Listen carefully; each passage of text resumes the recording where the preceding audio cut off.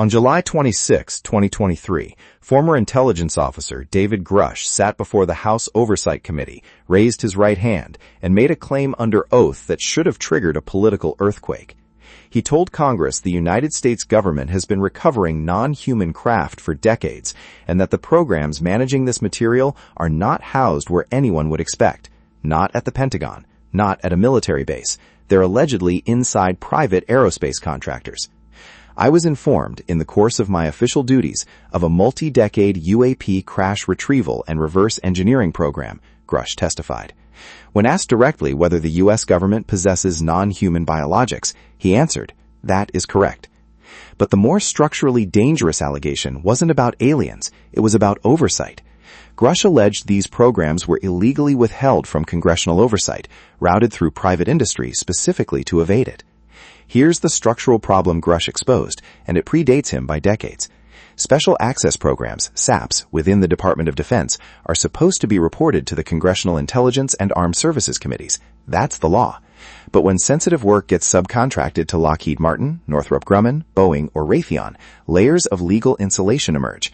Contractors are shielded from the Freedom of Information Act. Their internal R&D can be classified as proprietary, and a 1994 legal opinion from the DoD General Counsel established that certain waived SAPs need only be reported to 8 members of Congress, the so-called Gang of 8. Now imagine a program that's both waived and contractor held. The number of people with legal access could shrink to virtually no one in elected government. Grusch didn't speak in vague terms. He filed a formal complaint with the Intelligence Community Inspector General in July 2022, which the ICIG deemed credible and urgent.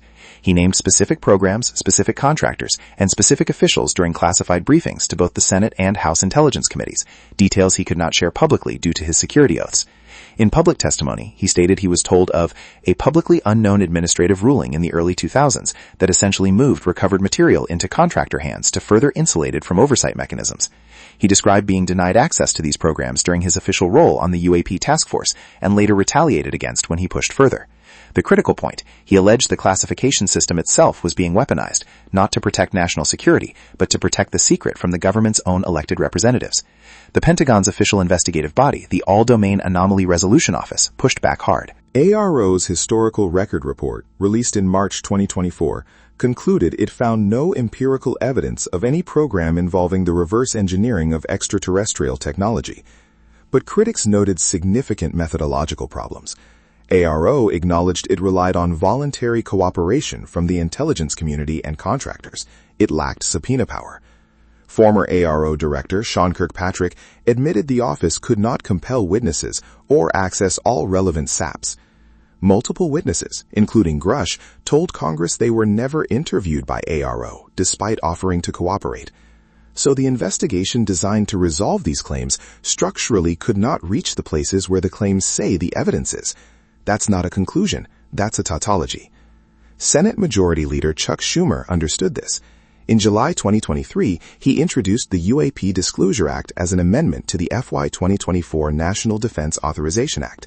Modeled on the JFK Assassination Records Collection Act, it proposed an independent review board with eminent domain authority over any recovered materials, including those held by private entities. The Senate passed it. Then the House stripped its most powerful provisions during conference committee negotiations in December 2023. Gone was the eminent domain clause. Gone was the independent review board with subpoena power. What survived was a requirement for government agencies to report, but not contractors. Representatives Tim Burchett and Anna Paulina Luna publicly blamed defense industry lobbying. Burchett told reporters certain House members received calls from defense contractors pressuring them to kill the amendment.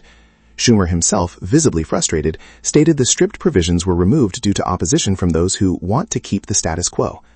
The lobbying data is publicly available. In the 2024 election cycle, the top 5 defense contractors spent over $60 million on lobbying, according to Open Secrets. Lockheed Martin alone spent more than $12 million. Key members of the House Armed Services Committee who participated in the NDAA conference received significant defense industry contributions. This doesn't prove a conspiracy, it proves a system. Contractors have legitimate business interests in maintaining classified programs, but when those same contractors are allegedly the custodians of the most sensitive UAP-related material, their financial influence over the legislators tasked with oversight creates an obvious structural conflict of interest. No one needed to make a phone call saying, "Kill the UFO amendment." The incentives were already aligned. In late 2024 and into 2025, Representative Anna Paulina Luna repeatedly signaled that new efforts were underway. She referenced an upcoming announcement related to UAP transparency and hinted that Congress had identified where the institutional blockage sits, not within the military chain of command, but in the contracting layer that surrounds it. Luna, along with Representatives Tim Burchett, Eric Burleson, and Jared Moskowitz, continued pressing for hearings with witnesses who could speak to contractor involvement.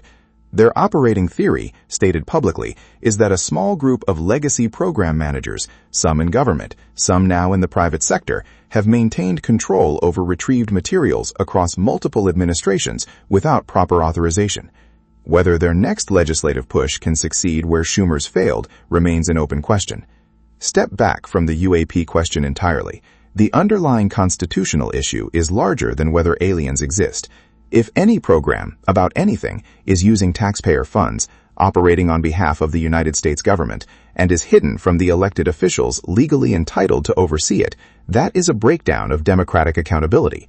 It doesn't matter if the program involves exotic propulsion or advanced radar systems.